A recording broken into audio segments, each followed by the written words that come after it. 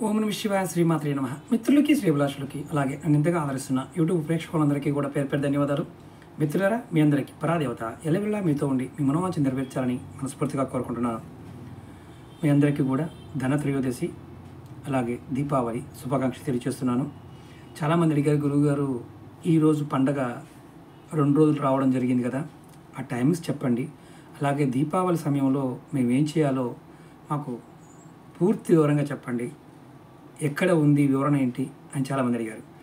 మనం చాలా వరకు చిన్న చిన్న ఉపాయాలు చెప్పుకుంటూ వస్తున్నాం. ఈరోజు మాత్రం మనం దీపావళి గురించి పూర్తి వివరాత్మకంగా చెప్తాను. సమయము, సందర్భము, ఎక్కడి నుండి ఎక్కడి దాకా చేయాలి, ఎలా చేయాలో కూడా మీకు వివరిస్తాను. మనకి శాస్త్రంలో ఉన్న వర్ణన మాత్రమే మీకు చెప్తాను.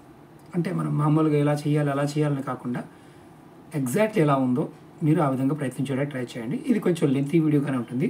అలాగే మీకు ఈ వీడియో నచ్చినట్టు లైక్ చేయండి, ఛానల్ని సబ్స్క్రైబ్ చేసుకోండి, పక్కనే ఉన్న గంట సింబల్ని యాక్టివేట్ చేసుకొని 10 మంది మిత్రులకి షేర్ చేయండి. అలాగే నాతో మాట్లాడాలనుకునేవారు వీడియో డిస్క్రిప్షన్లో నెంబర్ ఇచ్చాను, కాంటాక్ట్ చేయవచ్చు. 94059365 నెంబర్కి మీరు కాల్ చేసి అపాయింట్మెంట్ బుక్ చేసుకోవచ్చు. అలాగే తాంత్రిక వస్తువులు కూడా ఆ నెంబర్కి కాంటాక్ట్ చేసి మీరు తీసుకోవచ్చు. ఇప్పుడు ధనత్రయోదశి ఈరోజు నడుస్తున్న సమయం 29 అక్టోబర్. ఇది స్టార్ట్ అయిన టైం ఏంటంటే ఈరోజు ఉదయం 10:32 మొదలైంది. ఎండ్ టైం అనేది అంటే పూర్తయ్యే సమయం 1:16. అంటే ఇది ఎండ్ అయ్యే టైం. ఇది స్టార్ట్ అయ్యింది 10:32 అక్టోబర్ 29 అయితే ఈ తిది ఎండ్ అయ్యే సమయం వచ్చేసి 1:16 మధ్యాహ్నం, రేపు మధ్యాహ్నం 31వ తారీఖు మధ్యాహ్నం వరకు ఉంది. ఇప్పుడు మీరు చెప్తున్న ఉపాయాలన్నీ కూడా ఈ సమయంలో చేసుకోవచ్చు అంటే చేసుకోవచ్చు. ఏదైతే ధనత్రయోదశి చేయవలసిన పరిహారాలు ఎప్పుడు చేయమని చెప్పామో అవన్నీ కూడా ఈ సమయంలో చేసుకోవచ్చు. అలాగే ఇక్కడ ఇంకొక విషయం కూడా గుర్తుంచుకోవాలి. ఏంటంటే ఇప్పుడు నరక చతుర్దశి ఇప్పుడు మనకి 31 అక్టోబర్ 2024. ఇది ఎప్పుడు స్టార్ట్ అవుతుంది? 1:16 PM అంటే మధ్యాహ్నం 30వ తారీఖు మధ్యాహ్నం మొదలయ్యి తర్వాత 31వ తారీఖు 3:53 మధ్యాహ్నం వరకు ఈ నరక చతుర్దశి ఉంది. అది కూడా గుర్తుంచుకోండి. ఆ సమయంలో మనం చేయవలసిన ఉపాయాలు చేసుకోవాలి. ఇప్పుడు అలాగే లక్ష్మీ పూజ ఎప్పుడు చేయాలి? లక్ష్మీ పూజ వచ్చేసి అంటే అమావాస్య తిథి 1వ తారీఖు నవంబర్ 2024. ఇప్పుడు ఈ సమయం వచ్చేసి 3:53 31వ తారీఖు అక్టోబర్ 31వ తారీఖు మొదలవుతుంది. అలాగే అమావాస్య ఎప్పుడు ఎండ్ అవుతుంది? 6:17 అంటే కరెక్ట్గా నవంబర్ 1వ తారీఖు సాయంత్రం 6:17 వరకు ఈ సమయం అమావాస్య తిథి ఉంది. ఈ సమయంలో మనం అమావాస్య నాడు చేయవలసిన పూజా విధానం చేసుకోవాలి. ఇప్పుడు ఇవి నీకు ఎందుకు చెప్పానంటే చాలామంది కన్ఫ్యూజ్, అంటే 2 రోజులు రావడం అనేది చాలామంది కన్ఫ్యూజ్ అవుతున్నారు. మనకి సూర్యోదయము సూర్యాస్తమయ సమయంతోనే మనం లెక్క పెట్టుకుంటాం. ఇప్పుడు ఈ ధనత్రయోదశి, నరక చతుర్దశి, దీపావళి ఈ 3 సమయాల్లో ఉన్న శక్తిని మనం ఎలా పొందాలనేది మీకు శాస్త్రంలో ఉన్న విషయాన్ని పూర్తిగా చెప్తాను. మీరు ప్రయత్నపూర్వకంగా చేయండి. ముఖ్యంగా అంటే చాలామంది ఏంటంటే గురువుగారు చెప్తున్నారు బాగానే ఉంది, ఎలా చేయాలి ఏంటి అనే చిన్న చిన్న ఉపాయాలు చెప్పారు, స్నానాది కార్యక్రమాలు ఎలా చేయాలి, శాస్త్రంలో ఎక్కడైనా వర్ణన ఉందా అంటే మీకు గ్రంథాల రెఫరెన్స్ కూడా చెప్తాను. ఇప్పుడు నరక చతుర్దశి నాడు మనం ఖచ్చితంగా అభ్యంగ స్నానం చేయాలి, తప్పకుండా చేయాలి. ఇది గుర్తుంచుకోవాల్సిన విషయం. అలాగే మనం ఈ నరక చతుర్దశి స్నానం అంటే మధ్యలో అంటే నరక క్షయము కొరకు అంటే ఏదైతే మన మీద నెగిటివ్ ప్రభావాలు ఉన్నాయో ఈ పోవడం కోసం ఉత్తరేణి తుమ్మి అంటే మన వీడియోలో కూడా చెప్పాను, ఉత్తరేణి మొక్క పట్టుకొని తిప్పుకోమని చెప్పాను, అది చేయాలి. అలాగే తుమ్మి చెట్టు, అలాగే తగీరస ఈ కొమ్మలను కూడా అంటే ఉత్తరేణి వేరుతో పాటు తెచ్చుకోవడం, అలాగే తుమ్మి చెట్టు తెచ్చుకోవడం, తగీరస కొమ్మలను కూడా తెచ్చుకోవడం, తల చుట్టూ తిప్పుకోవడం, యాంటీ క్లాక్ వైజ్ తిప్పుకొని పారేయడం చెప్పాను, అది చేయండి. అలాగే నరక చతుర్దశి నాడు యమతర్పణం అంటే తిలలతో నువ్వులతో యమతర్పణం కూడా చేయాలి. అంటే అర్థం ఏంటంటే యముడు దేవుడుగాను, మనం సహజంగా ఏంటంటే దేవతా పాయింట్ ఆఫ్ వ్యూలో యముడిని కూడా మనం దేవతగానే చూడాలి. చాలామంది భయపడుతూ ఉంటారు. యముడు దేవతా తీర్థంగాను, పితృపతి కావున తిలలతో తర్పణం చేయాలి శాస్త్రం చెప్తుంది. అంటే దేవతా తీర్థం అంటే మామూలుగా దేవతీర్థం అంటే ఏంటంటే ఈ 4 వేళ్ళు, ఈ 4 వేలు ఉన్నాయి కదా, ఈ 4 వేలు చివర నుంచి మనం తర్పణాలు ఇవ్వాలని దాని అర్థం. చాలామంది తెలియదు. అలాగే ఈ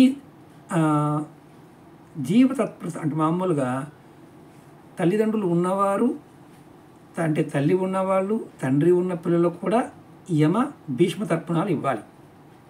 కానీ ఎవ్వలతో అంటే మామూలు పిల్లలతో కాకుండా ఎవ్వరం జరుగుతాయి, ఎవ్వలతో కూడా తర్పణం ఇవ్వవచ్చు ఈ సమయంలో. ఇది ఎక్కడ చెప్పారు? పద్మపురాణంలో దీని గురించి వర్ణన ఉంది. అలాగే మీరు బ్రాహ్మణోత్మనులు కలుపుకున్నా సరే వాళ్ళు చెప్తారు ఎలా చేయాలనేది. అక్కడ మన మామూలుగా నది ఘాట్ల దగ్గర బ్రాహ్మణులు ఉంటారు, వాళ్ళ దగ్గరికి వెళ్ళినా వాళ్ళు తర్పణాల గురించి చెప్తారు. అలాగే చతుర్దశి మొదలుపెట్టి మనకి అంటే మనం నరక చతుర్దశి రోజు నుంచి మనం ఈ దోషాలకు సంబంధించిన పరిహారాలు చేస్తూ ఉంటాం. ప్రదోష సమయంలో కూడా దీపారాధన చేయటం, సాయంత్రం సమయంలో ఖచ్చితంగా దేవాలయాలందు కూడా మనం దీపారాధన చేయాలి. దేవాలయాలందు చేయొచ్చు, మనం మఠముల్లో ఉన్నవారు మఠాల్లో చేయవచ్చు. అలాగే దేవతా ప్రకారాలు గోపురాల దగ్గర కూడా చేయొచ్చు. అలాగే వీధులు మన మామూలుగా ఏదో దారులు ఉంటే దారుల పక్కన కూడా చేయొచ్చు, గోశాలలో చేయొచ్చు. అలాగే మనం వస్తువులు తయారు చేసే ప్రదేశాల్లో కూడా వర్క్షాపుల్లో కూడా చేయొచ్చు. అలాగే గుర్రపశాలల్లో కూడా చేయొచ్చు. ఇలాంటి వాటిలో దీపాలు వెలిగించి ప్రదోష సమయంలో పెట్టాలనేది శాస్త్రంలో చెప్తున్న విషయం. మరియు మనం దీపపు కర్రలు పూర్వకాలంలో చేసేవారు. దీపాలు కర్రలు పెట్టి, అంటే మామూలుగా మగవాళ్ళందరూ కూడా మహాలయ పక్షంలో పితృదేవతలు కిందకు వచ్చి వాళ్ళు మళ్ళీ పైకి వెళ్ళడానికి ఇలా పట్టుకొని నిలబడుతూ ఉంటారు. పూర్వకాలంలో చేసేవారు. వాటిని దీపపు కర్రలు అంటారు. వాటి చేయడం వల్ల పితృదేవతలకు మళ్ళీ మార్గం అంటే కిందకు వచ్చిన వారు మళ్ళీ మార్గం తీసుకొని పైకి వెళ్తారని అర్థం. అప్పుడు కూడా మనం చాలా వరకు ఏంటంటే ఇవన్నీ మనం చేయడం లేదు, అంటే మనం ఉన్న బిజీ లైఫ్ వల్ల చేయడం లేదు. ఇది కూడా బ్రాహ్మణోత్మలు అడిగితే ఒక శ్లోకం చెప్పి వాళ్ళు కూడా మన దగ్గరుండి చేపిస్తారు. అలాగే ఈ చతుర్థి సమయంలో అంటే నరక చతుర్థి సమయంలో మనం ఉపవాసం ఉండడం కూడా చాలా ఫలప్రదంగా చెప్పవచ్చు. మహాఫలప్రదంగా కూడా చెప్తారు. ఇది ఆశ్వయుజ అమావాస్య ఉదయం పూట అభ్యంగ స్నానం చేసి ప్రదోష దీపారాధన చేసి లక్ష్మీ పూజ చేయాలని శాస్త్రంలో ఉంది. అంటే మనం ఈ చతుర్దశి నాడు దీపావళి నాడు కూడా సేమ్ యాస్టీజ్గా చేయవచ్చు. అంటే ఈ 2 రోజులు కూడా చేయవచ్చు. అంటే మనం ప్రదోష వ్యాప్తి అనేది ఉన్నా లేకున్నా ఈ 2 రోజుల్లో ఖచ్చితంగా చేయాలి. అలాగే అమావాస్య పూట అర్ధరాత్రి తర్వాత ఇంట్లో ఆడవారు అలక్ష్మిని బయటికి పంపించడం కోసం ఇంటిని శుభ్రం చేయాలి. ఇంటిని వాకిటిని కూడా దులుపుకోవడం శుభ్రం చేయడం చేస్తారు చాలా వరకు. అలా చేసేవారు ఎవరైనా ఉంటే ఖచ్చితంగా కామెంట్ చేయాలి. ఇది లక్ష్మీదేవిని ఇంట్లోకి తెచ్చుకోవడానికి, అలక్ష్మిని బయటికి పంపించడం కోసం ఈ పరిహారం. అంటే ఇంటి శుభ్రత ఖచ్చితంగా చేయాలి. ఇప్పుడు నరక చతుర్దశి రోజున రాత్రిపూట అలక్ష్మి నివారణ కోసం మనం ఇల్లు వాకిలి కూడా క్లీన్ చేసుకోవచ్చు. ఇప్పుడు దీపావళి గురించి ఏం చేయాలో చెప్తాను. ఆశ్వేజ అమావాస్య మనం దీపావళి చేసుకుంటాం. ఆ రోజు ఖచ్చితంగా తలస్నానం చేయాలి. ఆడవారైన మగవారే చేసుకోవాలి. అలాగే సాయంత్రం సమయంలో అంటే మీకు కరెక్ట్గా సూర్యాస్తమ సమయంలో లక్ష్మీ పూజ చేయాలి.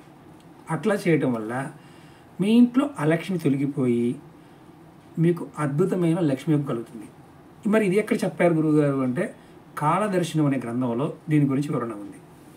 అలాగే దీపావళి నాడు మీరు పగటిపూట భోజనం చేయకూడదని శాస్త్రం చెప్తుంది. ఉపవాసం ఉండవచ్చు, పళ్ళు పలహారాలు తీసుకొని ఉపవాసం చేయవచ్చు. అలాగే రెండవది ఏంటంటే ఇక్కడ ఇంకొక విషయం కూడా గుర్తుంచుకోవాలి. దీపావళి నాడు పగల భోజనం చేయకుండా ఉంటే చాలా మంచిది.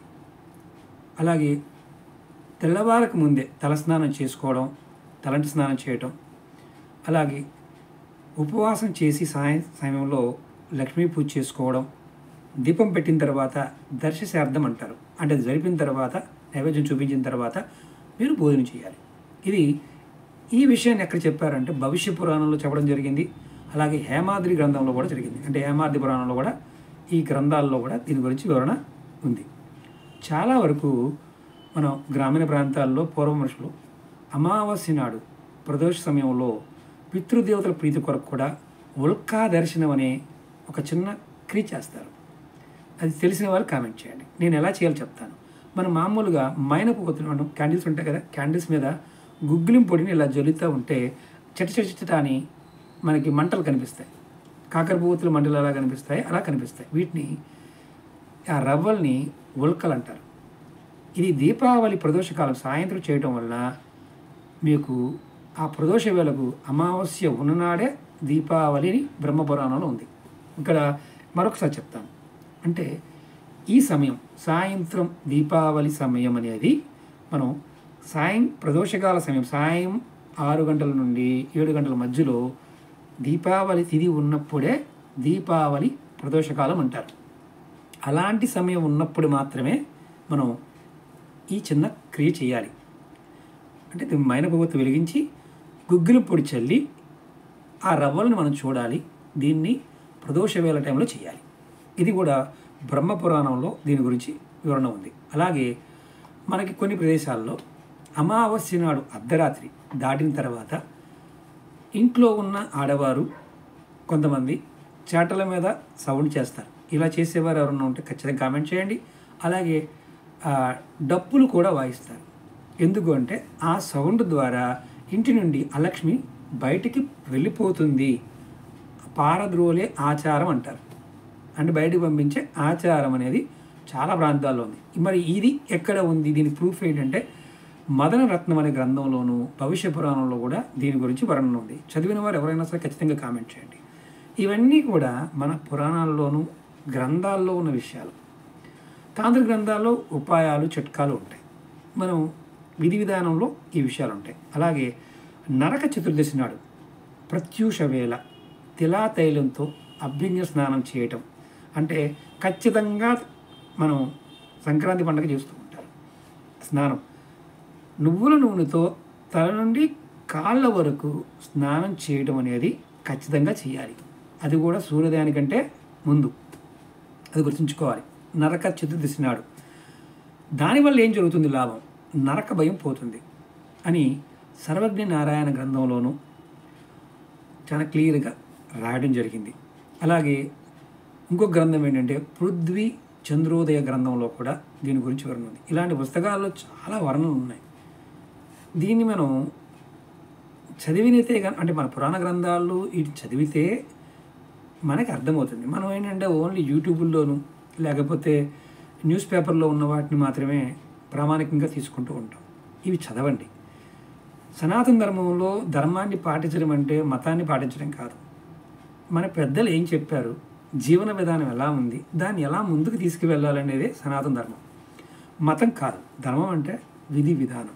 ఇది ఖచ్చితంగా ఎవరైనా సరే ఈ విధానాన్ని పాటించడానికి ప్రయత్నించండి. ఇలా చేయటం వల్ల మీరు ఖచ్చితమైన అంటే స్నానం చేయటం వల్ల కూడా ఆ నరక యాత్ర నుండి బయటపడతారు అని చెప్పటం. అలాగే ఈ దీపావళి సమయంలో మీకు ఎవరికైనా గుడ్లగూబ కనిపించిందా, మీకు లక్ష్మీ యోగం కలిగినట్టే. మిగతా సమయాల్లో ఇంటి మీద వాలింది, అమ్మో చనిపోతామని భయం ఉంటుంది. కానీ ఈ సమయంలో ఎవరింటి మీద వాలినా వాడికి లక్ష్మి వచ్చి కూర్చున్నట్టే అర్థం. ఎందుకంటే లక్ష్మీదేవి వాహనమే గుడ్లగూబ. మీరు ఎవరైనా సరే నేను చెప్పిన సమయం వీడియోని పూర్తిగా చూస్తే అర్థమవుతుంది. చాలా ఉపాయాలు చెప్పాను. ఆ లింకులన్నీ దీపావళి సంబంధించినవి గత సంవత్సరాలు అంతకుముందు సంవత్సరాలు చేసిన లింకులు కూడా వీడియో డిస్క్రిప్షన్లో ఇస్తాను. వాటిల్లో మీరు ఏది చేయగలిగితే ప్రయత్నం చేయండి. మీ అందరికీ మరొకసారి ఈ నరక చతుర్దశి సమయము, దీపావళి, ఈ త్రయోదశి, ఈ 3 రోజులు కూడా లక్ష్మీ అమ్మవారి అష్టోత్తర శతనామావళి ఏదైనా చేయండి, ఖచ్చితమైన ఫలితం కలుగుతుంది. ఇది విధి విధానం శాస్త్రం ఉన్నదని మీకు చెప్పాను. ప్రయత్నపూర్వకంగా చేయండి, ఖచ్చితంగా ఫలితం కలుగుతుంది. అందరికీ, మీ కుటుంబ సభ్యులందరికీ పేరు పేరున దీపావళి శుభాకాంక్షలు తెలియజేస్తున్నాను. అమ్మవారి యొక్క లక్ష్మీ అమ్మవారి యొక్క అనుగ్రహం చోత ఖచ్చితంగా మీ అందరికీ ఆయుష్, ఆరోగ్యము, భోగభాగ్యాలు కలగాలని మరొకసారి కోరుకుంటున్నాను. ఓం నమః శివాయ. శ్రీమాత్రే నమః.